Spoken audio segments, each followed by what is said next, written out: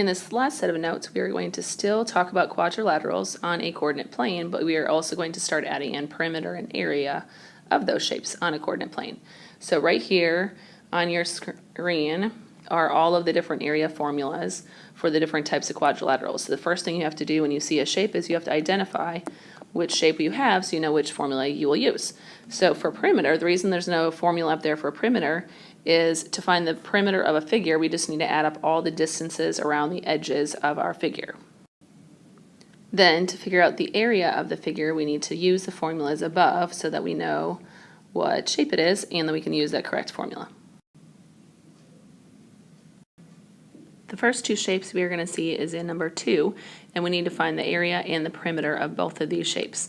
So first off, this top one up here is a rectangle, and the reason I know that is because I can see that they are perpendicular on the corners, and that is true for all 4 of them, so it's a little bit easier to see that the lengths opposite sides are congruent, and I've got right angles for each of my 4 corners. So we need to find the distance of each of those sides. AD, we can count AD is 3 boxes high, and AB is 5 boxes wide. Now AD is really the height of this parallelogram and the base is our phi. So when we find the area of a parallelogram, or the area of a rectangle specifically, they're really the same formula if you remember from up above. We need to multiply the base times the height. So our base is our 5, the height is 3, so we get a 15 units squared because we've got area for our rectangle. So don't forget to put the units on each of those. Now for the perimeter, since we know that our opposite sides are the same, we can just add up all 4 of those together. And that will give us a 16 units. And it's not squared because it's just the perimeter. We're not finding the area for the rectangle.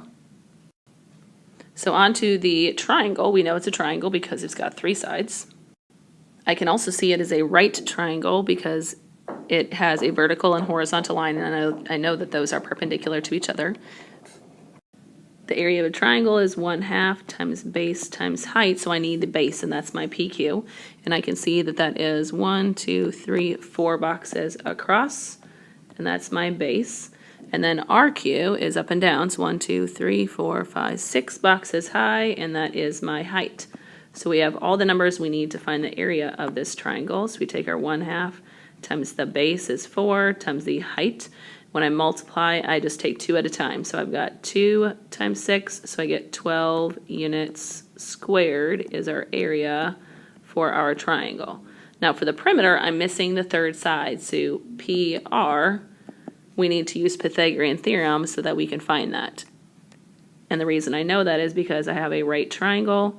So if I have 2 sides and I'm missing the 3rd side, then we can use Pythagorean theorem to find that number. So we need to use Pythagorean theorem, so we get 16 plus 36, so that gives us a 52 is my C squared, so I take the square root of it. Now remember 52, we need to break that down, so we get 2 and 26, 2 and 13, we have a pair of 2's, and my 13 is left over inside. So that's just the 3rd side. Now for the perimeter, we need to put those together. I was running out of space, so I decided to start over right here. So we've got our triangle drawn out. We need to add all 3 sides together, and we can only add the like terms together, so only the 4 and 6 can be combined together. The 2 square root 13 then will stay the same. And this would be units, and this is for the perimeter. So that's the exact answer. Now if you wanted the non-exact answer, that would be 17.211 would be the non-exact answer. So it depends on how your question is worded if you need the exact or non-exact answer. So just make sure you pay attention to that part of it.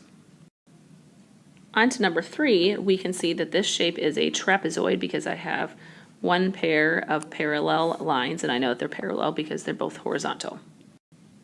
For a trapezoid, the area formula is 1/2, and then in parentheses is our bases added together, and then times the height. So those are the pieces that we need to find. And base 1 would be down here at the bottom, base 2 would be up at the top, and the height is the part that you need to pay attention to. We don't have it directly, but we can draw a vertical line that would give us our height. So that blue line then would be the height that we need to find. I would like you now to fill in what are those three values from our picture. FG you should have put at 8.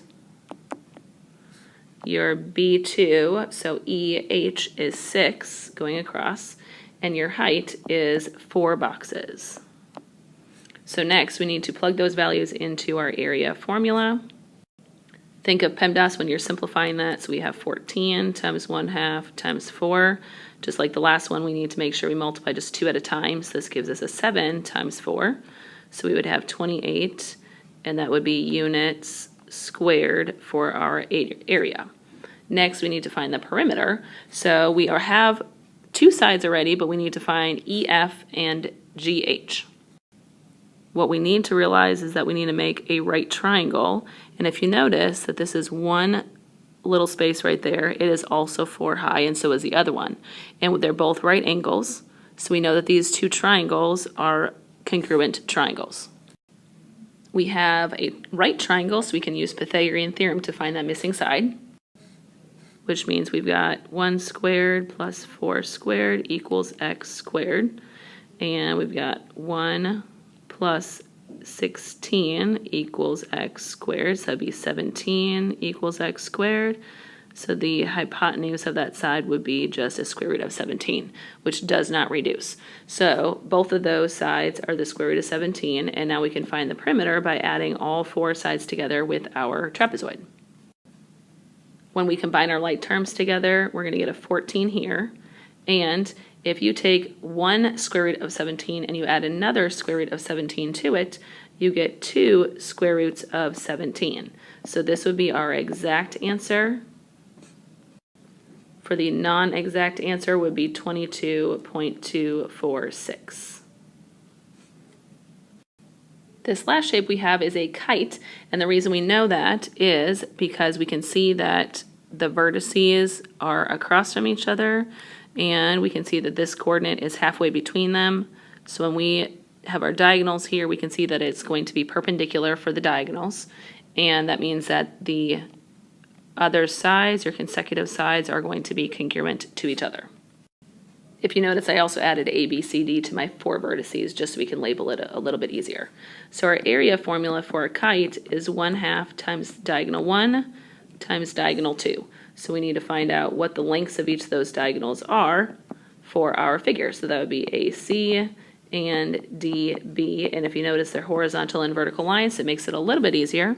The length of AC then is going to be 3 above, 3 below, so a total of 6. And if we do the same thing for D to B, there's 2 right here and 7, so together is 9 for our second diagonal. So when we multiply them, we get 1/2 times 6 times 9. Again, take 2 at a time, so this would give us a 3 times 9, so we would have 27 units squared for our area of the kite. For the perimeter, we do need to find all 4 of these sides. Now realize that you've got right triangles, and these 2 triangles will be congruent, and these 2 triangles will be congruent. So you really only have to do 2 sets of problems, or 2 equations to find those 2 lengths, and then we can double it because we have 2 other sides that are the same. I'm first going to look at the pink triangle that I have drawn on there, and we can just count the lengths of the sides to find how much each of those 2 sides that we are given are going to be, and I'm going to label that as my x. So we're going to take 2 squared plus 3 squared equals x squared. So for Pythagorean theorem, we've got 4 plus 9, so that would be a 13x squared. So x is going to be the square root of 13. So in my picture, it's that segment, and then AB is also the same length because they are congruent to each other. Next, we're going to do the one in purple, and I know again that this height is 3, and then across here is going to be a 7. I'm going to put this as a y instead. So we've got 3 squared plus 7 squared equals y squared. So 9 plus 49 is a 58 equals y squared. So if we take the square root of that, we get the square root of 58. We do need to check to see if you can reduce that. And it's even, so divided by 2 gives us a 29, but then nothing else can become of that. So this side stays the square root of 58 on both of those. So now for the perimeter, we need to add all those up. So we've got square root of 58 plus the square root of 58. Then we have the square root of 13 plus the square root of 13. Now these I can combine together, and so can my 58s because they have the same number underneath. So I've got 2 of the square root of 58s, and I have 2 of the square roots of 13, and because they're not the same underneath, that would be my answer for the perimeter. If I want the non-exact answer, that would be 22.443 if you type that into your calculator.